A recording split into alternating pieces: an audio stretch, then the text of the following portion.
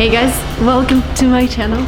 We're in a hotel right now because we are going to see a Silicon Valley actor, Jimmy O Yang. I am so excited. He's like the best character in the TV show because he represents us immigrants in the United States. Super excited. Let's go and see him. Back to San Francisco. Our minds may change.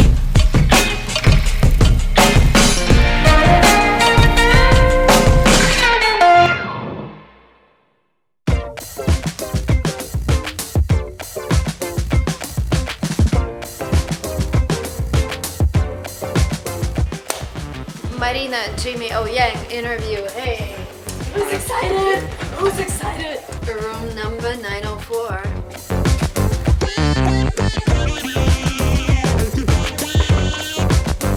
Nice to meet you. Hello. Hey, how's it going, guys? Super nice to meet you. Nice to meet you.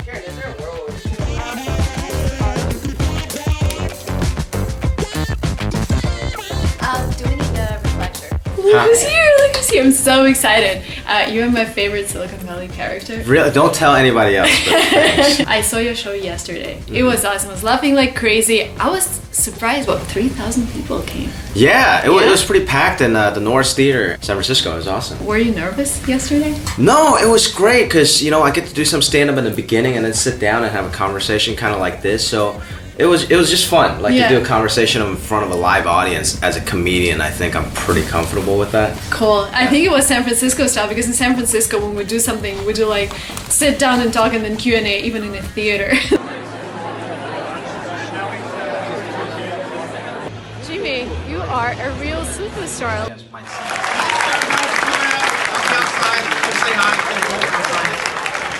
Right, so it's like, it seems more legit, you know, instead of just a guy doing stand-up. It was cool, it was really cool. Let's talk about the book you just released. I read it, I listened to an audio book. When I saw it, I'm like, this is gonna be my favorite book because I came to the States 3 years ago. And, you know, I've never read a book about, you know, immigrants. It's just my blog and everything. So what made you write this book? I think for people to relate, because like you said, there aren't a lot of material out there about immigrants and Asian immigrants or any kind of immigrants, right? So I want people to read this, be like, oh my God, I went through that. I have a dad that didn't want me to go into, you know, comedy or like the arts. And then I did it, you know, just like this guy. So I want people to kind of not feel so crazy about themselves going through the assimilation process, you know? And also I think it's important now for people to kind of see immigrants in a humanizing way instead of just like a political issue. So hopefully through my point of view, people can just read like a fun story. In your book, you said that your mom freaked out when you bought a $50 t-shirt. Yes! Oh my God! Like, she's not cheap. She's just always looking for a good deal. So I was never allowed to buy anything at full price. So you go to Ross and Marshalls. Yeah, Ross, Marshalls. Max. Or waiting for discounts at Nordstrom Rack. My favorites because it just came here, so. Yeah, my mom's like, you know, it's the same thing at Nordstrom Rack. Why would you go to Nordstrom? Yeah. Which is true. I want a new fridge, a smarter fridge, like this. $14,000? I ordered it already. I buy it for myself. Then why are you talking to me about it? To make you feel bad. Because you're fat and poor. Do you still maintain any of those Chinese habits? I try not to, but I have anxiety when I shop. Like whenever I go even like buy a couch or something, I need some kind of discount. Just give me like $5 off, so I feel a little better about myself. You know, it's not even a monetary money thing. It's definitely a mental thing for me. What's your most expensive piece of cloth right now? Ooh, I just got this yesterday. This is super nice. This is a $70 like kind of velvet pajamas from Nest Bedding, my peeps. So you're gonna tell your mom about it? I don't know. I'm just gonna say I got it for free somewhere.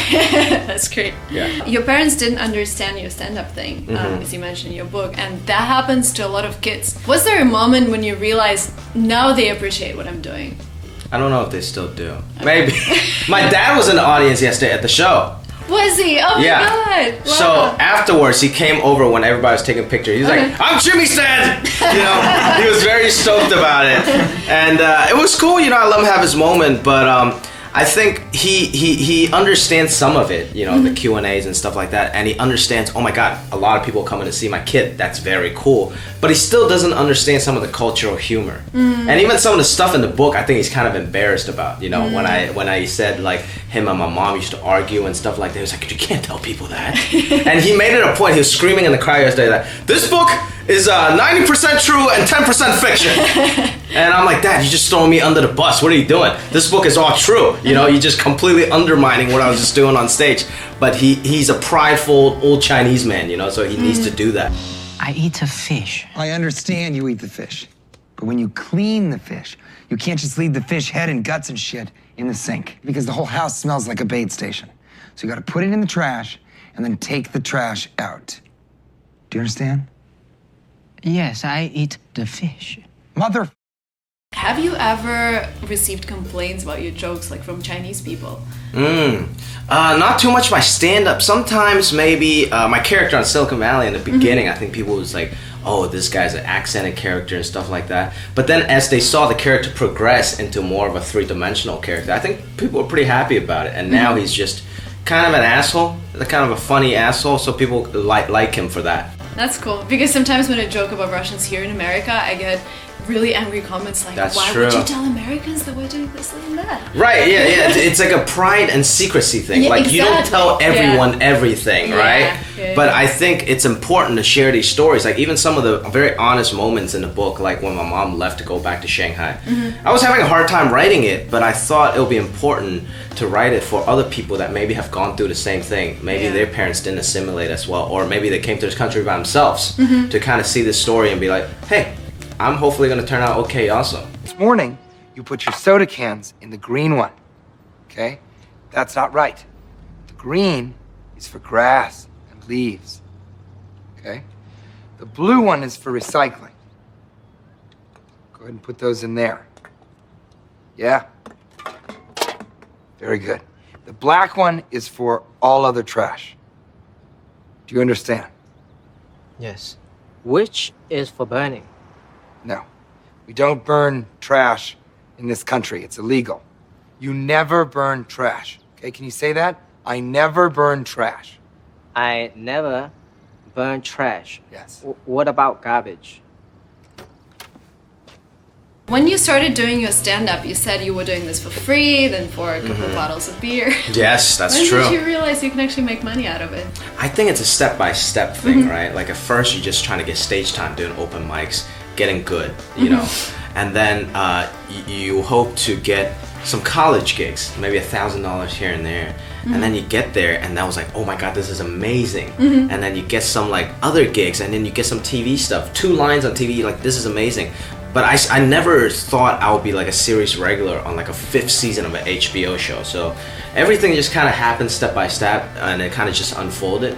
So I always say, like, sometimes you don't necessarily need to know every step to get to the goal, but just know what your goal is and kind of, you know, just be happy along the journey, and it'll unfold. When was this transition from being a stand-up comedian to an actor? When did you decide, oh, I'm gonna go audition for? I was just hoping that I would get a couple commercials every year so I can get some residuals and like sustain myself being a comedian. But then, like I said, you know, just step by step, like the first thing I got was like 2 lines on 2 Broke Girls, and I thought that was like beyond my wildest dreams, to be like in SAG, to have 2 lines on a TV show. That was crazy. And then that led to something else a little bigger, and then that led to something else. And even Silicon Valley started as something really small. It was just a 2-line part that now grew you're almost to like the headliner. yeah, no, I don't want to know about the headline, but you know, like maybe a main like pain in the ass on the show, like, but a serious regular on the show. So yeah, I'm super happy about that. That's really cool.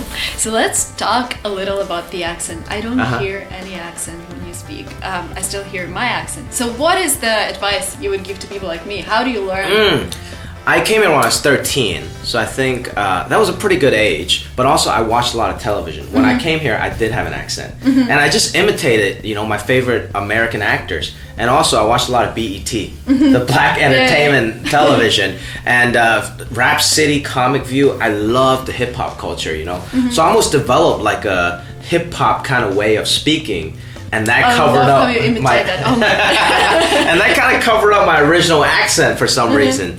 So I would say definitely, you know, just immerse yourself in the whole culture. You know, talk to your friends in English, watch TV shows in English, and read in English. I think everything is very important. Important to be immersed in that culture and talk and listen and speak and work everything out in English. I think. That's super cool. You know, guys, watch it because my business is a study abroad. Yang, don't talk to anybody else. Sir, if you can't pay for the tickets, I really don't see how that's possible. What if we do like a little in and out thing? I just go in there, 10 minutes, you know, have one cocktail, 2, 3 maximum. He doesn't eat. He won't eat. Yes, I'm hungry. Does anybody have an extra ticket? My investor cannot pay? That's actually not true. I think they must have misplaced the tickets. No, we have everyone's tickets here. Can you please check? Eric Bachman. E-R-I-C-A-R. That's not at all how it's spelled All here. right, let's go, Jen. Have a nice night. Thank you. When people ask you where you're from, what do you tell them now? I tell them Hong Kong, but I grew up both in Hong Kong and Los Angeles. It depends. If it's just an Uber driver, I'm just trying to not have too long of a conversation. I'll tell them Los Angeles because I have been there now for 17 years, most of my life. But if people want to really get into it, you know, I tell them Hong Kong, and then I came here when I was 13. And what is your favorite thing about Hong Kong? Oh man, I just went back there for the first time in 17 years last year, and I think the food. The food. And the culture, like it's so cool that you see like an old Chinese restaurant that only serves like a brisket soup, and they've been there for like 50 years. And then next to it, it's like a massive glass building that's beautiful that was built last year. That's 80 stories high. So seeing that kind of juxtaposition is really beautiful. Cool. And do you see yourself ever going back to China? Yeah, I want to actually maybe try some stand-up in China or like, take my comedy there. We'll see what happens. Not in the immediate plans. In the future, I will consider that. Maybe not move back for good, but spend some good amount of time. What is your big vision for your future? I don't know. We'll see. I wrote this book. I want to turn it into a TV show, I think. So maybe after Silicon Valley, you'll see a How to American TV show. That is awesome. Hey, Jin Yang. How was last night? It was sad. Eric, he promised me dinner with a big meat. Big meat? Big meat people. Meat people? Then people say, no, you can't come in. Wait, so you guys didn't get in? We went to Taco Bell. Eric, he started crying in Taco Bell. He tried to blame taco sauce. Top 3 things you love in the United States. Hip-hop music, entertainment, and like movies and stuff like that. I think we're still the capital, and sports. Top 3 things you hate about the States. Ooh! green card so we can talk. You can have Yeah. Okay, well, we can talk. Don't get deported. Yeah, I don't get deported, so I can say whatever. I think I don't really like how things are like so polarizing in the politics, and there's so much argument on TV every single second. I don't really like the fact that compared to Hong Kong, especially like cities like LA or most cities in America, it's not very walkable. You have to that's drive, so true. Oh my god. So there's not a lot of Especially humanity on the streets. Yeah. I want to say food, but there's just so much diverse food. That's kind of a good thing, actually, because you can find a lot of good food, but there's certain places that I can't find good Chinese food. Tell us about your typical day. My typical day, well, like today, I woke up in my hotel room. I'm doing this interview, and then I'm going to Google today to do a talk. And then after that, I think there's one more interview. Have a good lunch, hopefully. I highly recommend Chef Chu's. And I might go there for some lunch, and then prepare for my show at night. I'm doing a stand-up show in San Jose tonight. Oh, wow, so, it's like a tour. And then after that, maybe another good meal, and then just go to sleep. Water. What if I told you there is an app? Jing Yang, this is the assistant. We wait for the boss to pitch. The woman you saw outside, okay? Oh, the lady who's smoking. You said no. Oh, sorry. Monica was smoking? Cigarettes? Cigarettes. No. He's confused. He's Chinese. He's talking about this crack addict prostitute we saw at the gas station. She was smoking cigarettes. So sad. Jin Yang, what are you doing? This is Palo Alto. You people are lunatics about smoking here. We don't enjoy all the freedoms that you have in China, right? Where people smoke all the time. I don't smoke, except for special occasions. So you do smoke? Wait, have you been smoking in my house? No, there's no special occasion ever happen in your house. Top 3 apps that you use. Oh man, I use Instagram a lot. That's not surprising. I think that's fun, and I scroll through a lot of memes. Oh, I have this Lighthouse app. It's a camera. It's like Nest camera, but it's a smart camera. It's AI, and it lets me see like what my dog is doing, like when my parents came home. So it's like that's really cool. I can see all my dogs. You have a pug, right? Yeah, there's a pug. So it's my pug monitor. It's called Lighthouse. Nice. And let's see, what else do I use? Google Translate. That's a great app. Oh, you still translate things? Yeah, because sometimes I don't read very well in Chinese anymore, sadly. Oh, but So from I Chinese needed, into English? Yeah, from Chinese into English or something I like that, you know, because my dad sends me a lot of Chinese articles and I just punch into Google Translate. The great thing is you can even take a picture in Google Translate and it tells you all the text, so it's super, super awesome. Advice for immigrants who want to get into Hollywood. Oh, don't. No, I'm kidding. I think it's not as intimidating as it seems. You know, I think it's just like anything else. Hard work does prevail. You know, in Hollywood, it's not just luck, it's not just nepotism. A lot of times I think immigrant parents don't think that's a real job.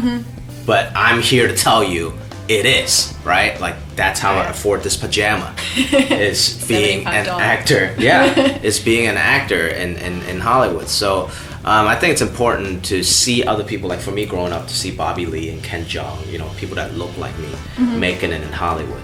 So, hey, I just want to say, like, it's possible.